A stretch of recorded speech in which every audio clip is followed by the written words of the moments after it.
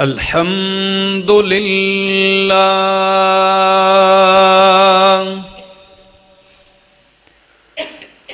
الحمد لله الذي أنزل على عبده الكتاب أظهر الحق بالحق وأخزى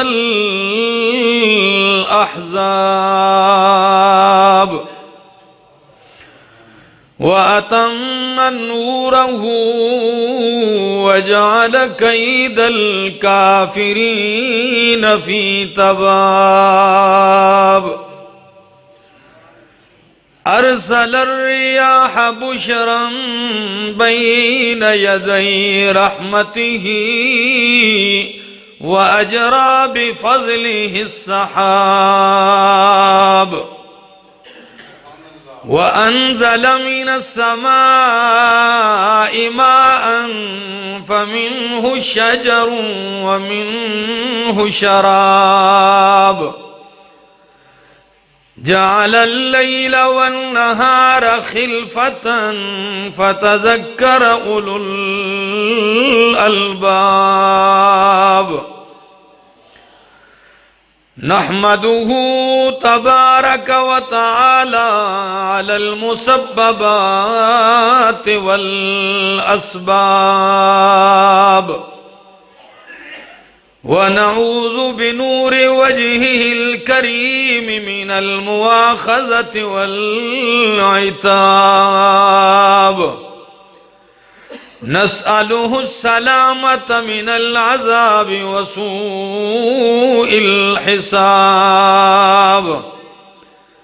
وأشهد أن لا إله إلا الله العزيز الوهاب الملك فوق كل الملوك ورب الأرباب الحكم العدل يوم يكشف عن ساق وتوزع الأنساب غافر الذنب وقابل التوب شديد العقاب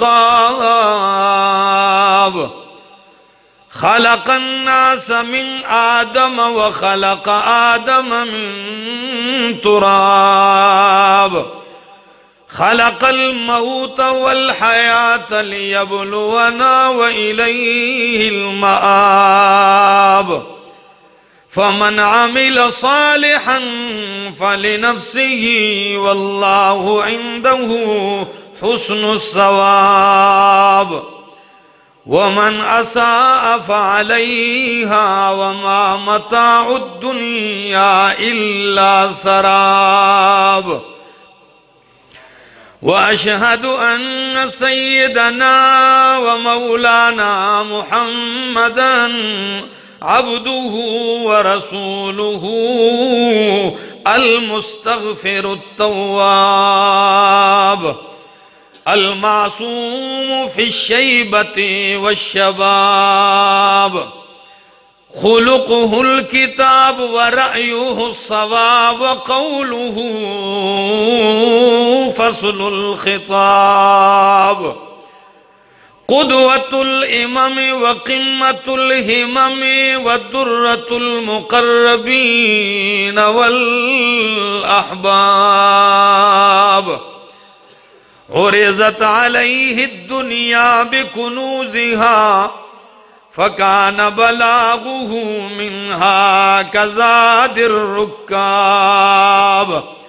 ركب البعير ونام على الحصير وخسف نعله ورتق الثياب أضاء الدنيا بسنته وأنقذ الأمة بشفاعته وملأ للمؤمنين براحته من خوضه الأكواب اللہم صلی وسلم وبارک علیہ وعلی الآل والاصحاب ما ہبت الریاح بالبشرى وجرى بالخير السحاب وكلما نبت من الأرض زرع أو أينا ثمر وطاب أما بعد فأعوذ بالله من الشيطان الرجيم بسم الله الرحمن الرحيم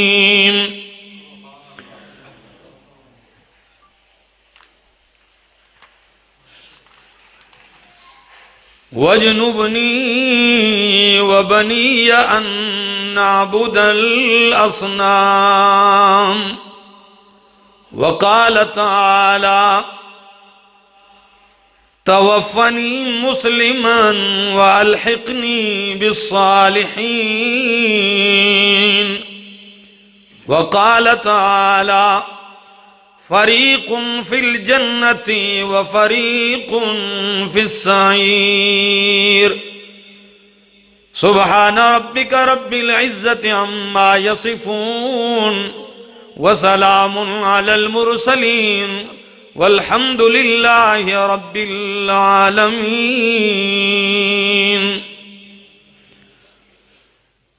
انتہائی قابل عزت، قابل احترام ذی قدر بزرگوں، بھائیوں، عزیزوں، نوجوان ساتھیوں، السلام علیکم۔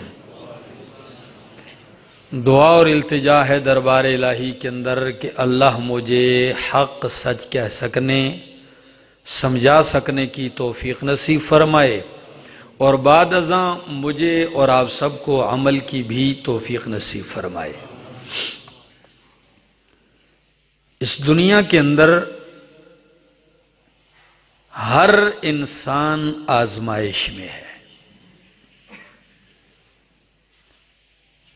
ہر انسان امتحانی حال میں ہے، اور ہر بندے کا امتحان الگ الگ ہے۔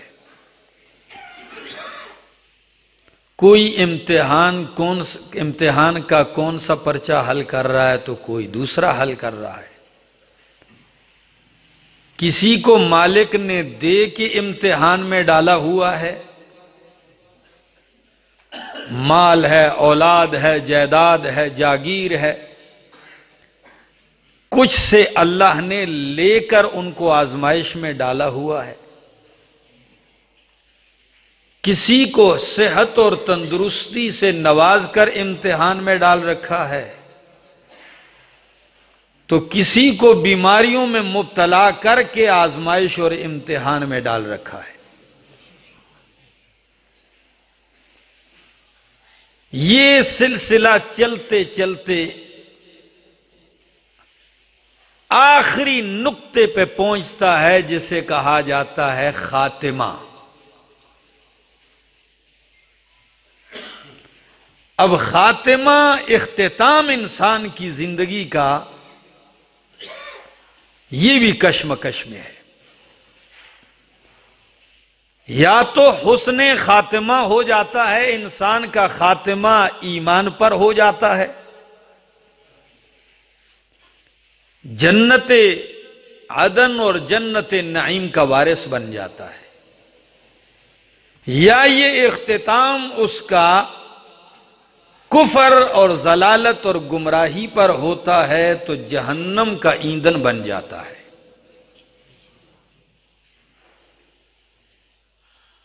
اور اللہ کے پاک پیغمبر صلی اللہ تعالی علیہ وسلم نے ایک ارشاد میں یہ فیصلہ سنایا ہے کہ کوئی بندہ نیکیوں پہ مغرور نہ ہو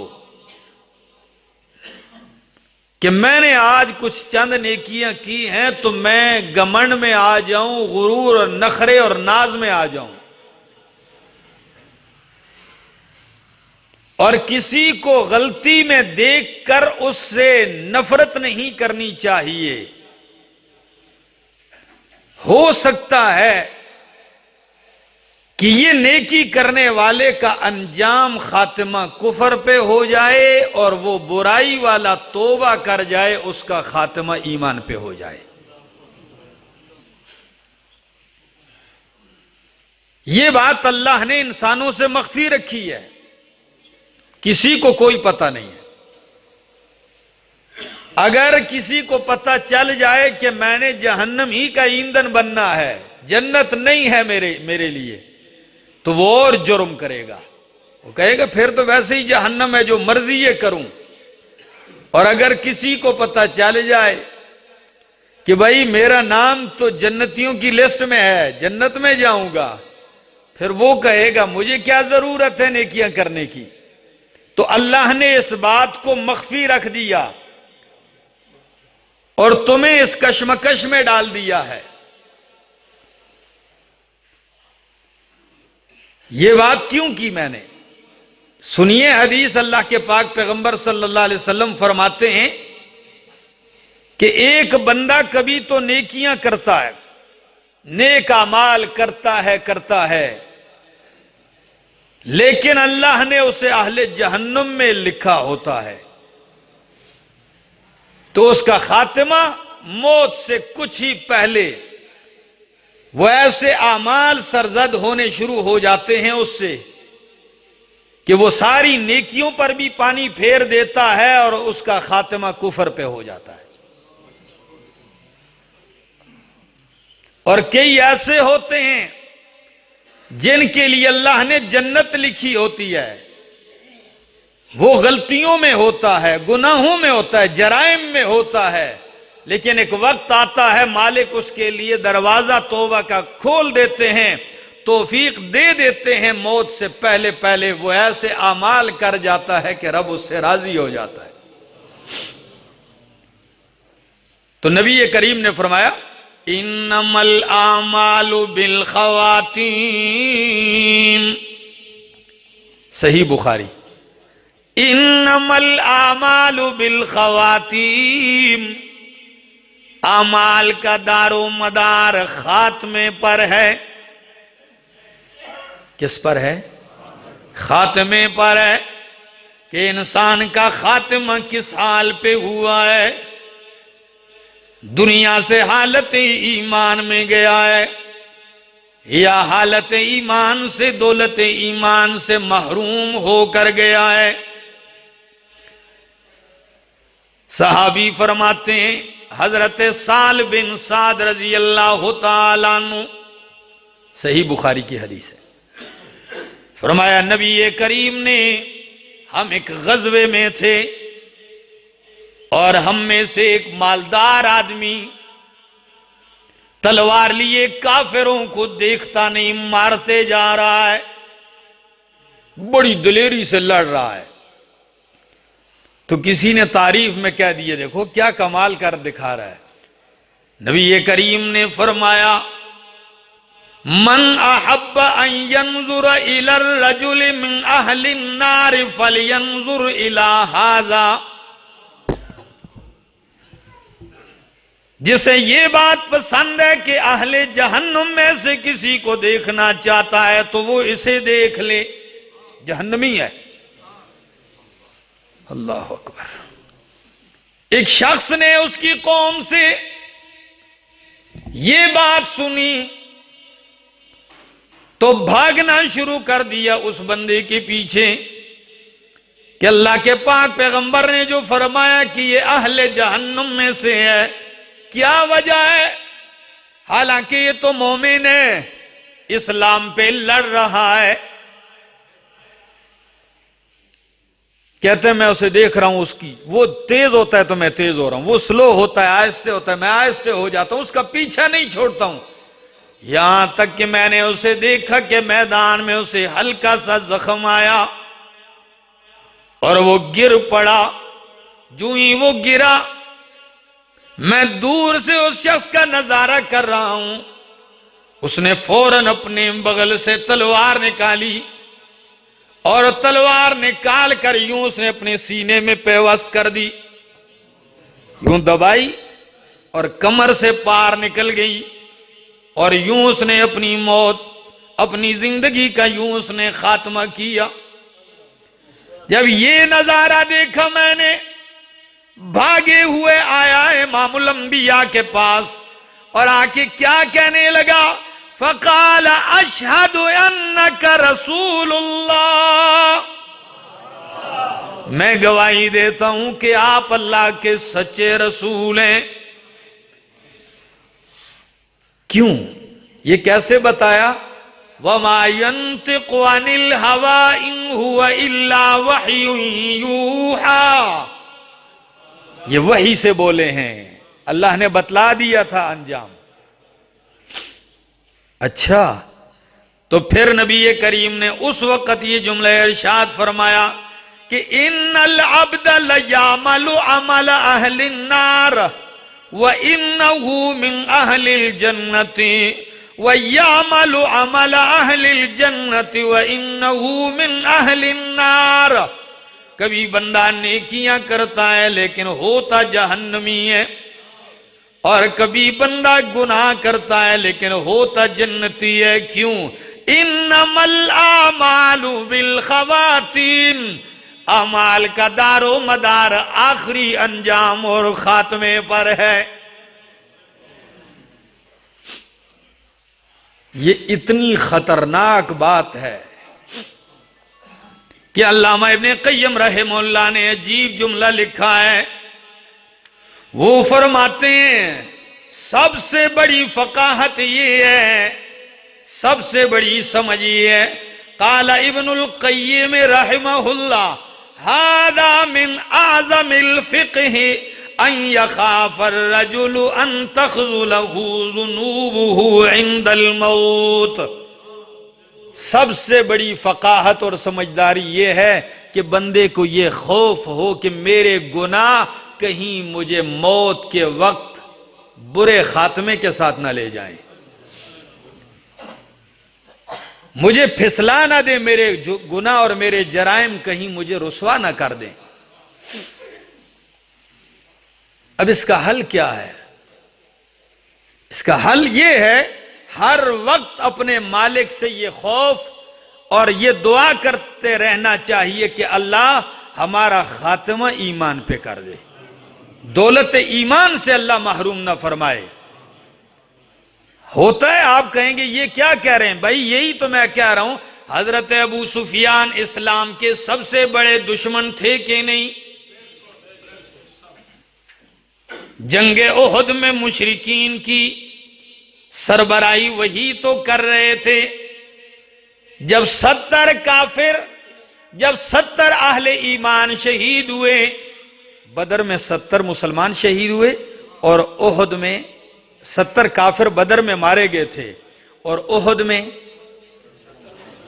دوسرے سال سن 3 ہجری میں عید کے 5ویں دن احد کے میدان میں 70 صحابہ کرام جام شہادت نوش کرتے ہیں۔ تو اس وقت ابو سفیان اوپر چڑھ کے آواز دیتا ہے، کیا ہے تم میں سے کوئی؟ نبی علیہ السلام کا نام لیا، کوئی جواب نہیں دے رہا۔ نام لے لے کے کہتا ہے کیا فلاں ہے؟ فلاں ہے۔ نبی علیہ السلام نے کہا جواب نہ دو۔ تو آخر میں وہ کہتا ہے اولو حبل، اولو حبل، حبل زندہ باد، اپنے بت کا نعرہ لگایا، حبل زندہ باد۔ اس وقت نبی کریم نے فرمایا عمر اٹھ کے جواب دیجئے۔ تو ابو سفیان نے جب کہا اولو حبل تو عمر نے کہا اللہ اعلی و اجل۔ اس وقت ابو سفیان نے کہا تھا لنا عزا ولا عزا لکم، ہمارا عزا ہے تمہارا کوئی عزا نہیں۔ فاروق اعظم اٹھ کے کہتے ہیں اللہ مولانا ولا مولا لکم، اللہ ہمارا مولا ہے تمہارا کوئی مولا نہیں ہے۔ اب ابو سفیان نے اگلا جملہ کہا، کہنے لگا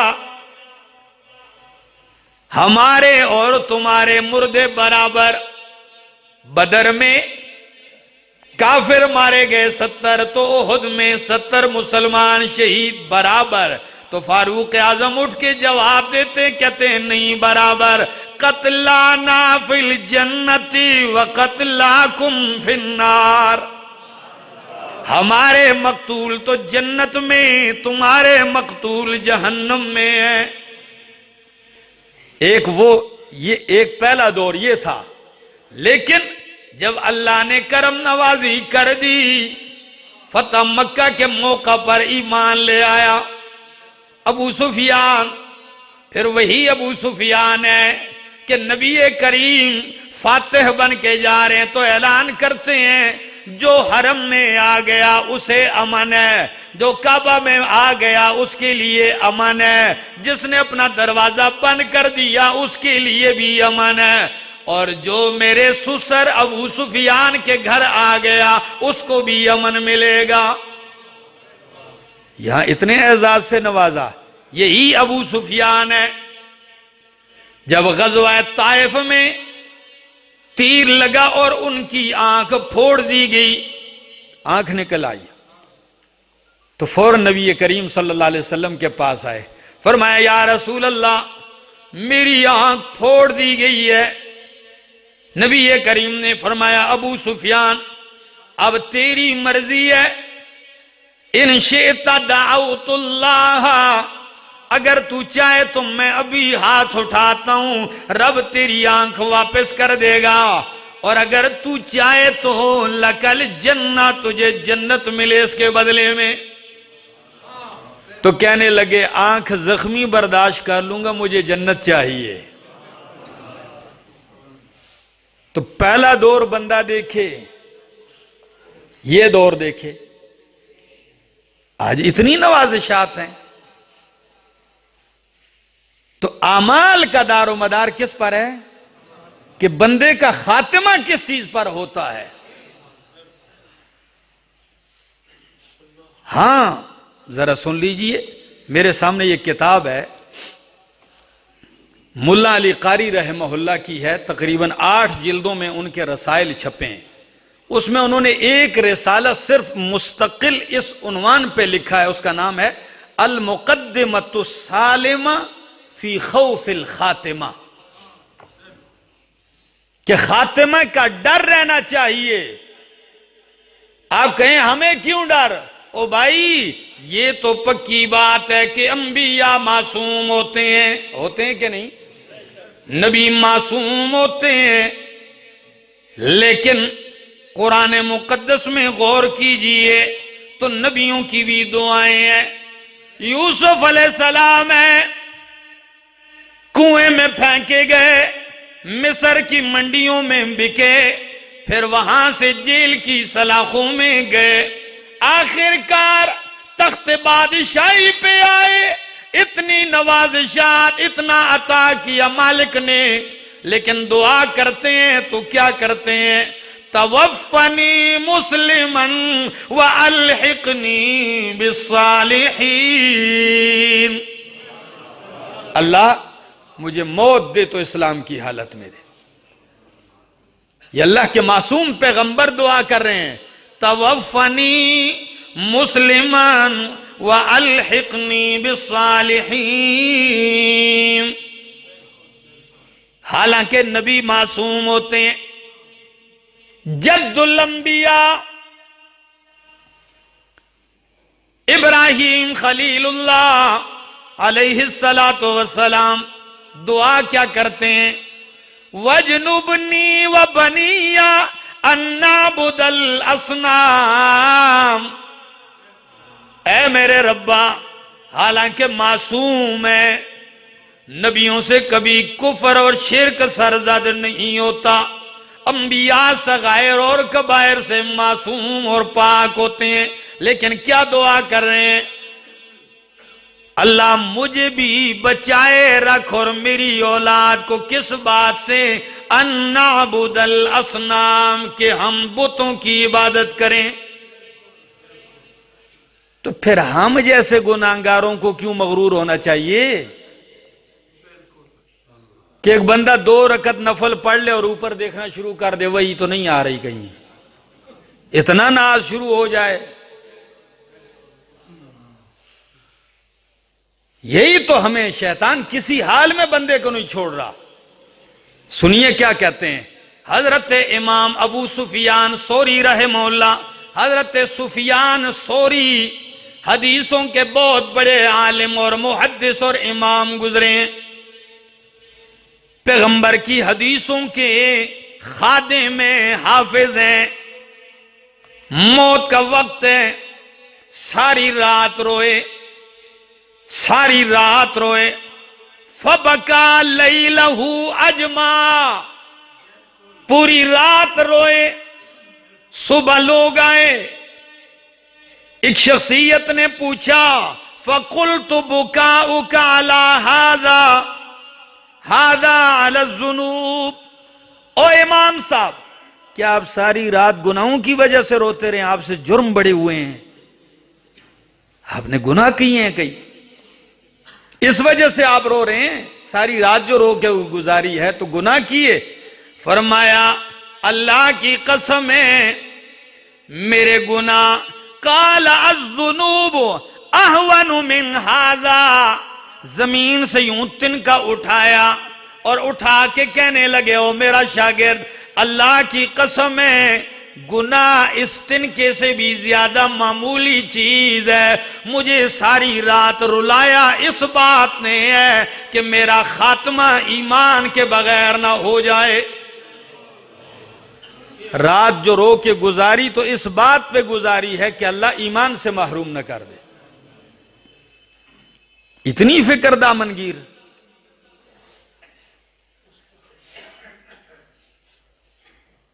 یہ فکر رہنی چاہیے.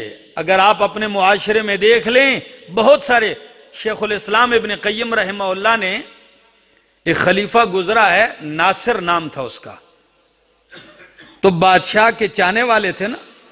آج کل بھی بعض لوگ سیاسیوں کے چاہنے والے ہوتے ہیں اور چاہتے ہوئے اس حد تک آگے بڑھ جاتے ہیں کہ بس اسے اپنی دنیا اور آخرت کا پیشوا سمجھ لیتے ہیں اور اس کے غلط کو صحیح ثابت کرتے رہتے ہیں اور اس کی گائے اور بھینس کے گوبر کو حلوہ ثابت کرتے ہیں. اور بھائی جتنا بھی کوئی اوپر ہو جائے, ٹھیک ہے نا, گزارا کرنا چاہیے. انجام کیا ہوا اس کا؟ انجام یہ ہوا, شیخ الاسلام ابن قیم رحمہ اللہ فرماتے ہیں کہ لوگ اکٹھے ہیں اس بادشاہ کے درباریوں کے پاس. ان کے موت کا جب وقت آتا ہے تو تلقین کرنے والے کہتے ہیں لا الہ الا اللہ, تو وہ جواب میں کہتے ہیں مولانا ناصر. ہمارا مولا جو ہے وہ کون ہے؟ وہ ناصر خلیفہ ہے, اس کا نام لیتے تھے. یہ بار بار کلمہ پڑھا رہے ہیں, وہ کہتے ہیں ناصر ہمارا سب کچھ ہے. کیوں؟ ان کے ذہنوں پر وہی سوار تھا, دن میں رات میں اسی کی محبت میں پاگل تھے, اسی کے آگے چاپلوسیاں کرتے تھے. آج موت کے وقت بھی وہی ان کو یاد آ رہا ہے. میرے دوستو, کوئی بھی ہو, جو بھی ہو, ان چیزوں کا خیال رکھنا چاہیے. ہر انسان کو یہ فکر رہنی چاہیے کہ اللہ میرا خاتمہ خراب نہ ہو جائے, اللہ ہمارا خاتمہ ایمان پہ کر دے. اب ذرا سنیے, آپ بھی حیران رہیں گے. ایک بزرگ تھے, مولا علی قاری رحمہ اللہ فرماتے ہیں ان سے کسی نے امتحان لیتے ہوئے کسی فقیر نے کہا کہ اللحیتک افضل ام ذنب الکلب. پشتو والے تو اس کو بہت اچھی طرح سمجھتے ہیں. مولانا بجلی گر یہ جملہ بہت کہتے تھے رحمہ اللہ, لیکن جو اردو والے ہیں ان کو باحوالہ پیش کر رہا ہوں کہ ان بزرگوں سے کسی نے کہا کہ آپ کی داڑھی بہتر ہے یا کتے کی دم بہتر ہے؟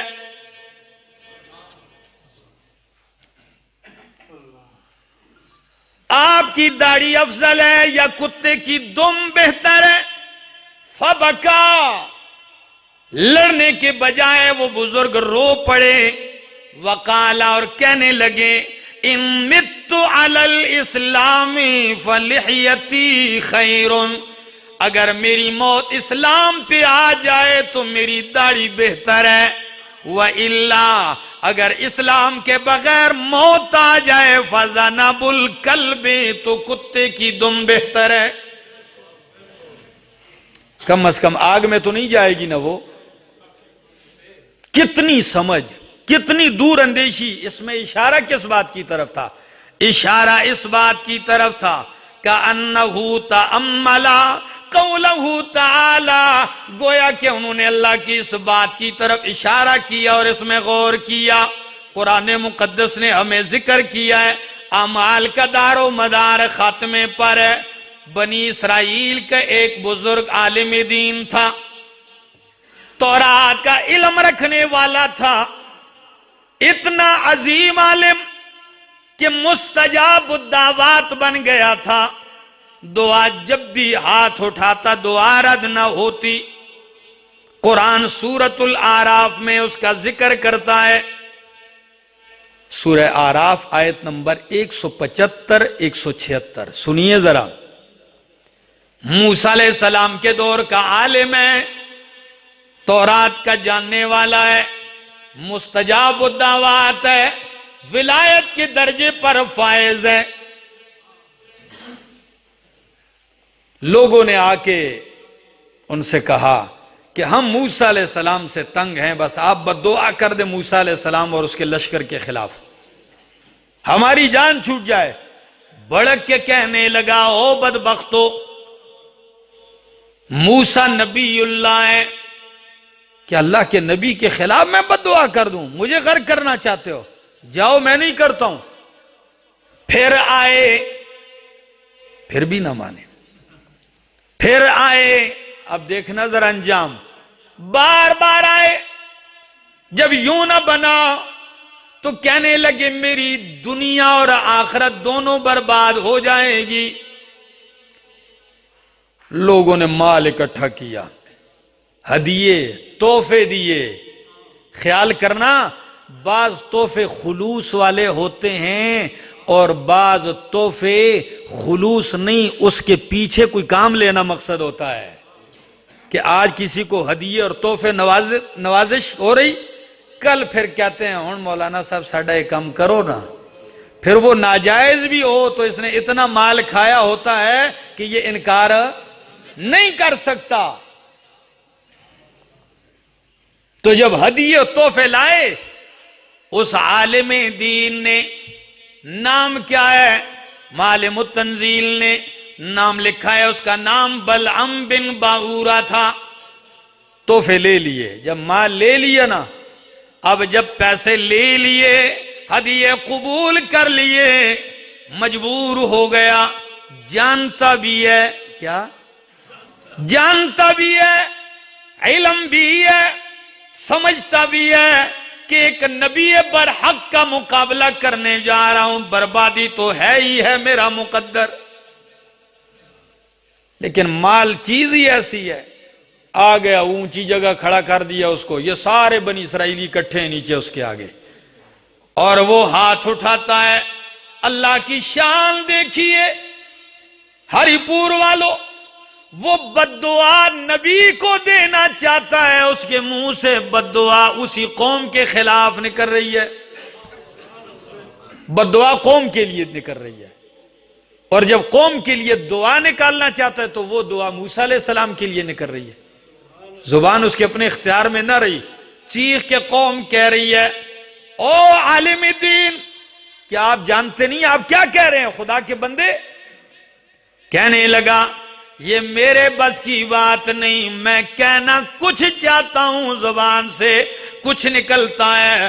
بس جب یہ بددعائیں نکالی، چند لمحوں میں زبان نکل کے سینے پہ پڑ گئی، زبان باہر آ گئی، کتے کی طرح زبان باہر آ گئی. اور جب باہر آئی کہنے لگا او میری قوم، میری تو دنیا بھی گئی، میری تو آخرت بھی تباہ و برباد ہو گئی ہے، میں تو گیا ہوں، غرق ہو گیا ہوں. قرآن کہتا ہے سورہ اعراف آیت 175 وَاتْلُ عَلَيْهِمْ نَبَأَ الَّذِي آتَيْنَاهُ آیَاتِنَا، میرے پیغمبر ان کو پڑھ کے سنا اس شخص کا واقعہ، آتَيْنَاهُ آیَاتِنَا، جس کو ہم نے اپنی آیتوں کا علم دیا تھا، فَانْسَلَخَ مِنْهَا، وہ میری آیتوں کے علم سے نکل گیا۔ انسلاخ عربی میں سانپ کے کپڑے اتارنے کو کہتے ہیں، ہماری بولی میں کہتے ہیں نا سانپ نے کیا اتار دیے، جب چمڑا سارا سانپ پھینک دیتا ہے اس کو انسلاخ کہتے ہیں۔ گویا کہ یعنی قرآن کا علم اس کے اوپر ایسا تورات کا علم چپکا ہوا تھا، لیکن اس نے اس چمڑے کو اتار دیا اور اس سے باہر آ گیا۔ فَأَتْبَعَهُ الشَّيْطَانُ، تو شیطان اس کے پیچھے لگ گیا، اور انجام کیا ہوا؟ فَكَانَ مِنَ الْغَاوِينَ، ہو گیا گمراہوں میں سے۔ وَلَوْ شِئْنَا لَرَفَعْنَاهُ بِهَا، اگر ہم چاہتے تو انہی آیتوں کے ذریعے اس کو بلند شان دے دیتے، لیکن کیا کیجئے، لَكِنَّهُ أَخْلَدَ إِلَى الْأَرْضِ، اس نے بلندی پسند نہیں کی، زمین کی طرف مائل ہو گیا۔ وَاتَّبَعَ هَوَاهُ، خواہش کے پیچھے چل پڑا۔ فَمَثَلُهُ كَمَثَلِ الْكَلْبِ، تو اس کی مثال کتے کی طرح ہے۔ اللہ کتا بننے سے محفوظ فرما۔ نہ علم پہ ناز ہونا چاہیے، نہ اپنے معلومات پہ ناز ہونا چاہیے۔ بڑے لوگوں کو آپ کچھ دین کی بات کہیں، او جاؤ جاؤ اپنا کام کرو، مجھے پتہ ہے مجھے سب آتا ہے۔ جب یہ بات ہو تو انجام بہت خطرناک ہے۔ تو دیکھیے، اگر ایمان کی حالت میں موت آ گئی تو فرمایا میری داڑھی بہتر ہے، اور اگر ایمان سے محروم رہا تو کتے کی دم بہتر ہے۔ اور اشارہ دوسری آیت کی طرف بھی کر دیا، وَكَلْبُهُمْ بَاسِطٌ ذِرَاعَيْهِ بِالْوَسِيدِ۔ عجیب پیرایا ہے قرآن کا، ہری پور والو عجیب پیرایا ہے۔ ایک طرف تو عالم تورات مستجاب الدعوات کتا بن گیا، نبی کے مقابلے میں آیا، اللہ کے سچے ولیوں کے مقابلے میں آیا تو عالم کتا بن گیا۔ دوسری طرف اصحاب کہف کا کتا ولیوں کا ساتھ دیا، قابل تعریف بن گیا۔ اللہ اکبر، وہ قابل تعریف بن گیا کتا، اہل حق کا ساتھ دیا، ان کی چوکیداری کی، پیرا دیا۔ اور دوسری طرف جب عالم بک گیا، دنیا کے چاند ٹکوں کے عوض بک گیا اور اہل حق کے مقابلے میں آ گیا، تو پھر اس کا انجام وہ کتا بن گیا۔ دوستو دعا کیجیے اللہ ہمارا خاتمہ ایمان پہ فرمائے۔ ہاں، فضیل ابن عیاض رحمہ اللہ بہت بڑے بزرگ گزرے ہیں، اولیاء اللہ میں سے تھے، بہت بڑے عالم دین گزرے ہیں، محدث گزرے ہیں، فقیہ گزرے ہیں۔ سنا دوں کچھ؟ پھر میرا جوان سنیے، پھر ذرا دل کی کھڑکی کھول کے سنیے۔ کہتے ہیں میرا شاگرد بیمار ہو گیا۔ استاد فرماتے ہیں میرے شاگردوں میں جو قابل لائق شاگرد تھا بیمار ہو گیا، میں فوراً چلا گیا آخری ملاقات کرنے کے لیے۔ جو ہی میں پہنچتا ہوں وہ چارپائی پہ پڑا ہے، بس آخری لمحات ہیں، تو میں اس کے سرانے کھڑا بیٹھ گیا۔ جلس عند رأسہ وقرأ سورۃ یاسین، سورہ یاسین پڑھنے لگا۔ فقال یا استاذی، تو شاگرد کہنے لگا او میرے استاد، لا تقرأ ہذہ، یہ نہ پڑھ، یا استاذی لا تقرأ ہذہ، یہ نہ پڑھ۔ فسکت، کچھ دیر خاموش رہا۔ کہتے ہیں ثم لقنہ، پھر وہ ان کو تلقین کرنے لگے۔ کیا کہنے لگے؟ قل لا الہ الا اللہ، نبی کریم نے فرمایا جب تمہارا کوئی بندہ قریب الموت ہو جائے لقنو موتاکم بلا الہ الا اللہ، اپنے مردوں کو لا الہ الا اللہ کی تلقین کیا کرو. تم پڑھو، شاید اس کی زبان پہ جاری ہو. تو قاضی فضیل بن عیاض کہنے لگے جب میں نے اسے کہا لا الہ الا اللہ فقال اللہ اقولها، شاگرد کہنے لگا نہیں پڑھتا ہوں میں. اور اگلا جملہ کہتا ہے انی بریء منہا، میں اس کلمے سے بری ہوں، نہیں پڑھتا ہوں. استاد کہتے ہیں میرا تو منہ بند ہو گیا ومات علی ذالک، وہ اسی حال میں مر گیا. نہ یاسین پڑھنے دی، نہ کلمہ پڑھا، اور بلکہ کہا میں بری ہوں اس سے. جب یہ جملے کہے استاد اٹھ کے چل دیے. فَدَخَلَ الْفُضَيْلُ مَنْزِلَهُ وَجَعَلَ يَبْكِي 40 يَوْمًا. فضیل بن عیاض اپنے گھر چلے گئے، 40 دن تک گھر سے نکلے ہی نہیں، دن کو رو رہے ہیں رات کو رو رہے ہیں. اپنے شاگرد پہ اتنا دکھیا ہو کہ روتے روتے تو آخری دن خواب دیکھتے ہیں. جب خواب دیکھتے ہیں تو انہی کا وہ شاگرد پکڑ کے جہنم کی طرف اس کو لے جایا جا رہا ہے. تو یہ بڑے ہی حسرت کے ساتھ اس شاگرد کی طرف کہتے ہیں او میرا شاگرد بِأَيِّ شَيْءٍ نَزَعَ اللَّهُ الْمَعْرِفَةَ عَنْكَ، کون سے جرم کی وجہ سے اللہ نے تجھ سے اپنی معرفت چھین لی، تجھے کھوکا کر دیا، کھوکھلا کر دیا. حالانکہ وَكُنْتَ أَعْلَمَ تَلَامِيذِي، تو میرے شاگردوں میں سب سے زیادہ قابل تھا. قَالَ بِثَلَاثَةِ أَشْيَاء، شاگرد نے کہا 3 باتیں. کتنی؟ اب گننا ذرا، کہیں آپ میں تو نہیں ہے. 3 باتیں ہیں جس کی وجہ سے خاتمہ ایسے برباد ہو گیا کہ ایمان سے ہاتھ دھو بیٹھا.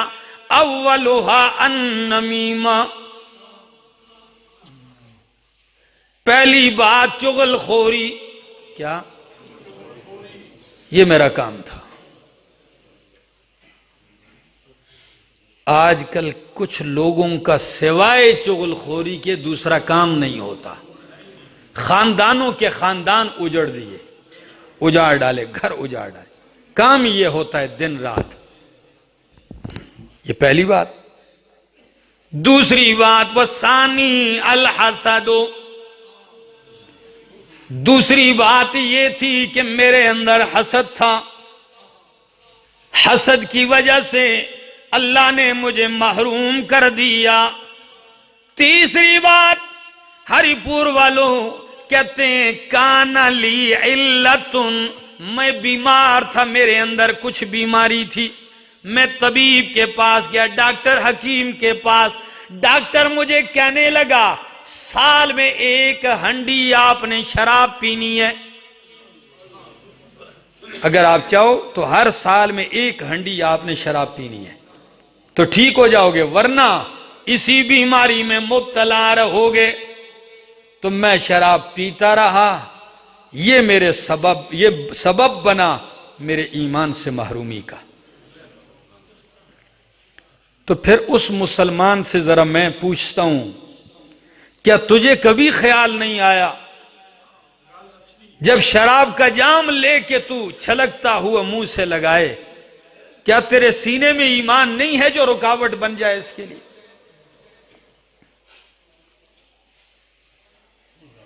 کئی لوگ کہتے ہیں جی نشہ چھوٹتا نہیں مجھ سے.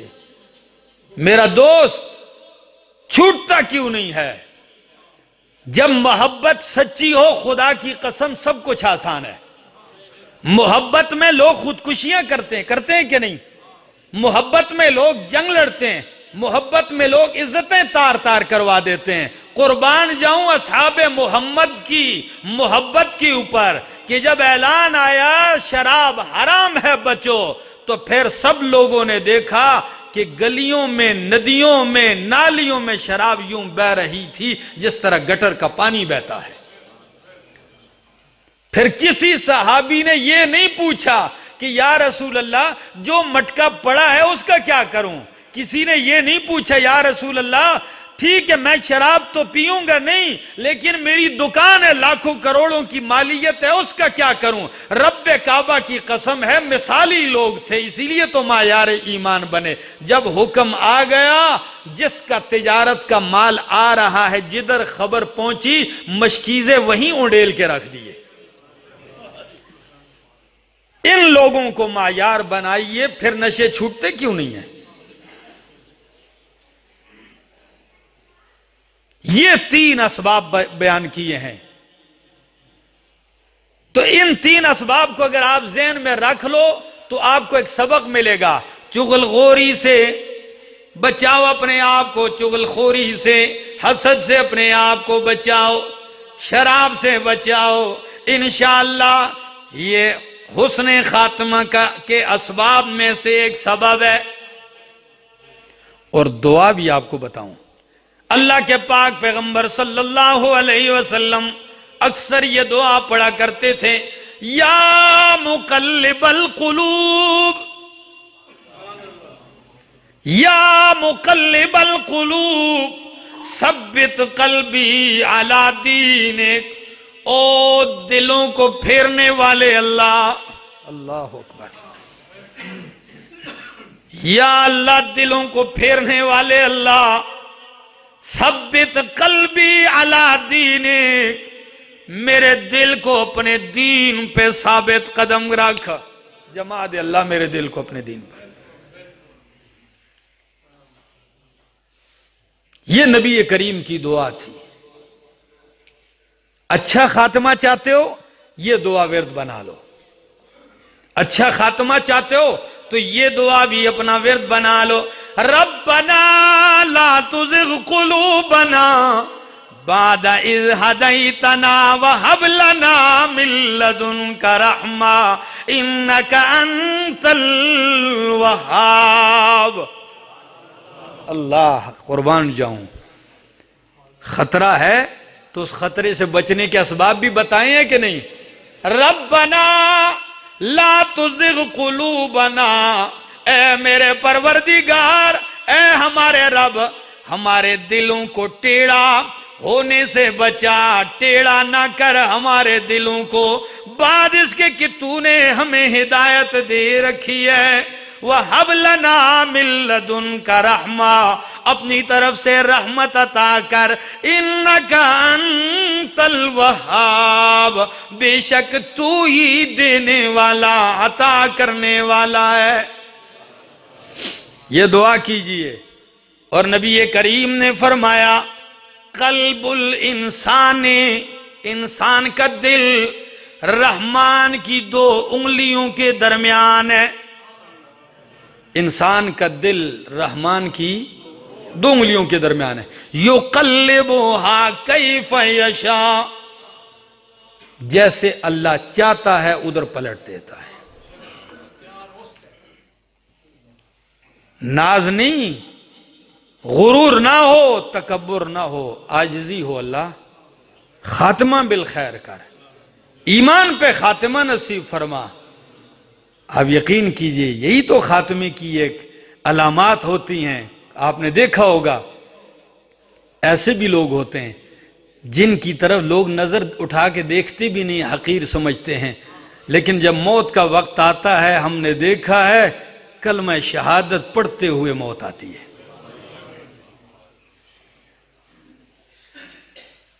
اب آپ کہیں گے یہ کیسے ہوتا ہے؟ آپ نے کبھی آپریشن زدہ لوگوں کا تماشا دیکھا ہو اپنے خاندانوں میں؟ میرے تو بہت سارے ڈاکٹر دوست ہیں اور بہت سارے خاندانوں میں، برادریوں میں ایسے لوگ جن کا آپریشن ہوتا ہے، تو آپریشن کرنے سے پہلے ان کو بے ہوش کیا جاتا ہے۔ تو جب بے ہوش کیا جاتا ہے، جو ہی آپریشن والا بے ہوش بندہ جب ہوش کے قریب آتا ہے تو یہ بولنا شروع کرتا ہے۔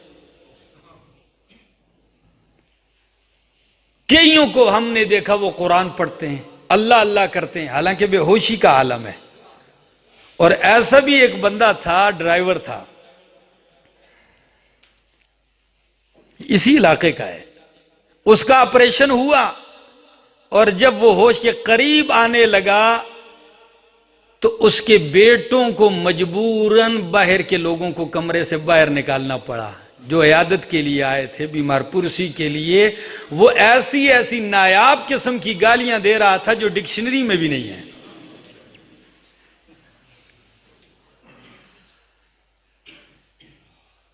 میں نے اس سے ایک اندازہ لگایا کہ جب انسان کے اوپر سکرات موت ہوتے ہیں تو انسان کی یہی کیفیت ہوتی ہے. تو پھر جس حال میں اکثریت کی اکثر زندگی گزری ہے، زبان پہ الفاظ بھی وہی ہوتے ہیں، تذکرے بھی وہی ہوتے ہیں. علامہ ابن قیم فرماتے ہیں میں نے ایسے لوگوں کو دیکھا ہے جو موت کے وقت بھی بجائے کلمہ کے خرید و فروخت والے کلمے پڑھ رہے ہوتے تھے. اللہ ہمارا خاتمہ ایمان پہ فرما. عظیم دولت سے مالک نے نوازا ہے، خدا کی قسم تمہیں کچھ بھی اللہ نہ دے دنیا میں، جس دولت سے نواز دیا ہے ساری زندگی صرف اس ایک نعمت کا بھی شکر ادا نہیں کر سکتے آپ. اور عبداللہ بن مبارک رحمہ اللہ، کون؟ عبداللہ بن مبارک رحمہ اللہ بہت بڑے محدث ہیں، بہت بڑے محدث ہیں. امام بخاری ان سے کئی احادیث نقل کرتے ہیں. جب وفات کا وقت ہے، لما حضرتہ الوفات فتح عینیہ، اس محدث کی جب وفات کا وقت ہے تو یوں آنکھیں کھولیں، وضحک، ہنس پڑے. ادھر موت کا وقت، آنکھیں بند ہیں، کھولیں، ہنس پڑے. لوگوں نے کہا کیوں ہنسے؟ کہنے لگے لِمِثْلِ هَذَا فَلْيَعْمَلِ الْعَامِلُونَ، لِمِثْلِ هَذَا فَلْيَعْمَلِ الْعَامِلُونَ. جنت کے نظارے دیکھیں تو فوراً کہنے لگے ایسی چیزوں کے لیے عمل کرنے والوں کو چاہیے کہ عمل کریں. کچھ جھلک اللہ نے دکھائی ہوگی نا تو فوراً کیا پڑے کہ عمل کرو، تو اس کے لیے عمل کرو. یہی تو وہ موت ہے. اور علامہ اقبال نے تو تبھی تو کہا تھا کہ نشان مرد مومن بتو گویم، نشان مرد مومن بتو گویم، چو مرگ آیت تبسم بر لبے اوست. مرد مومن کی نشانی یہ ہے جب موت آتی ہے اس کے ہونٹوں پہ مسکراہٹ آتی ہے. علماء کے چہروں کو دیکھ لو نا موت کے وقت، آپ کو پتہ تو چلے.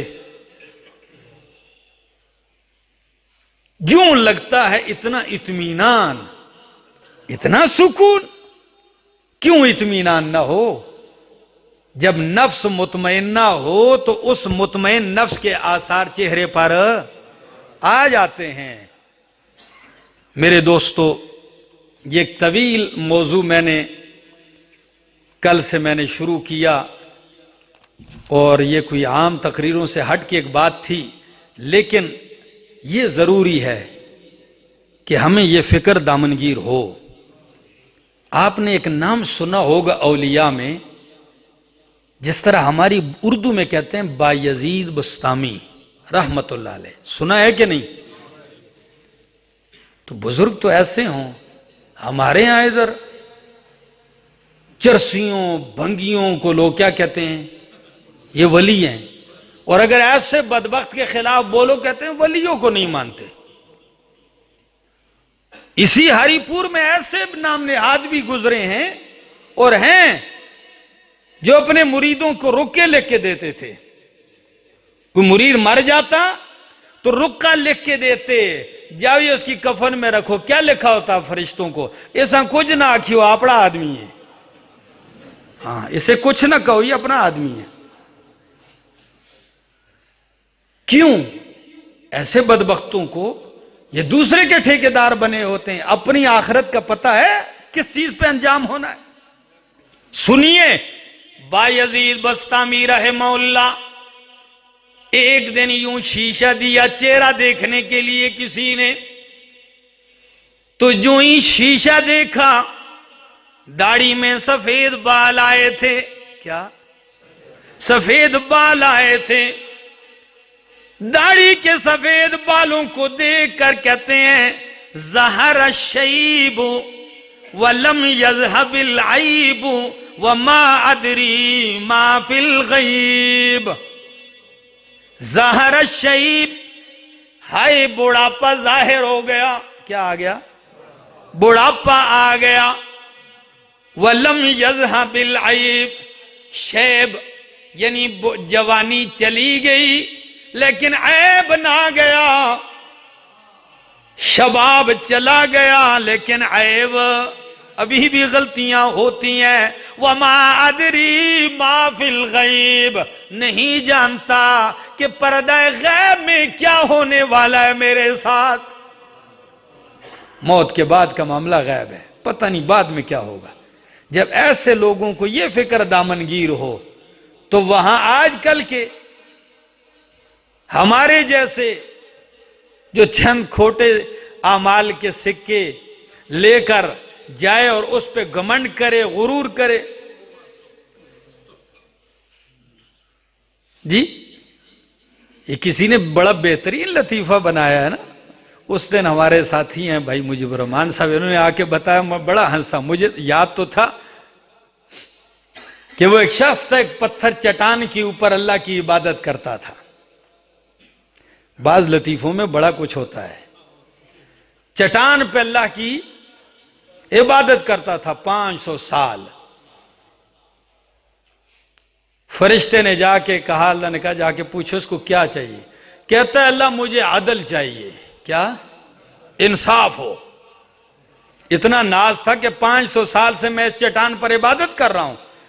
تو نے کہا فضل مانگ۔ کیا مانگ؟ کہتا نہیں فضل نہیں، فضل تو کسی گناہگاروں پہ ہو، میں 500 سال سے عبادت کر رہا ہوں اس چٹان کے اوپر بیٹھ کر، کیا ہونا چاہیے؟ عدل ہو، انصاف کر۔ تو فرشتے سے اللہ نے کہا جاؤ پھر اس سے کہو انصاف یہ ہے کہ 500 سال تو میرے پتھر پہ بیٹھا رہا، اب اس 500 سال اس چٹان کو اپنے سر کے اوپر رکھ۔ تیرے باپ کا تھا یہ پتھر، تو نے پیدا کیا، یہ تو میرا تھا۔ اگر 500 سال اس پہ میں نے تجھے ٹھکانہ دیا تو عدل تو اب یہ ہے کہ 500 سال اس کو سر کے اوپر رکھنا ذرا۔ کئی لوگوں کا دماغ اس وقت کھلتا ہے نا جب یہ معاملہ ہو، اس سے پہلے دماغ کھول لو اور دعا کرو اللہ ہمارا خاتمہ ایمان پہ کر۔ آخر دعوانا ان الحمدللہ رب العالمین۔